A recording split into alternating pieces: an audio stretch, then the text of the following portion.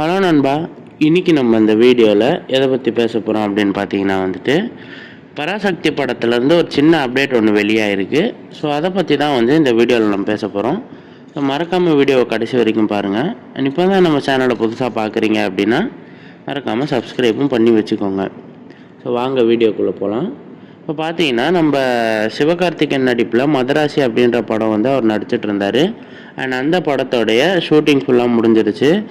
And அடுத்து நம்ம சிவகார்த்திகேயன் பராசக்தி நடிச்சிட்டு இருந்தார். அண்ட் ஷூட்டிங் கூட இலங்கை வரையும் போயிருந்தார்.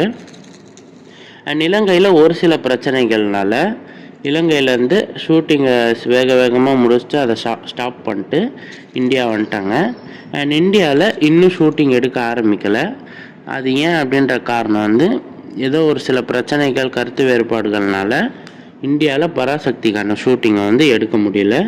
ஸோ அது வரிசையில் இப்போ சிவகார்த்திகேயன் சார் கொஞ்சம் ஃப்ரீயாக இருக்கிறதுனால இப்போ எந்தெந்த படம்லாம் ஹிட் ஆகுது, அது ப்ளஸ் யங் டைரக்டர்ஸ் எல்லாம் கூப்பிட்டு பயங்கரமாக பாராட்டிகிட்டு இருக்காரு.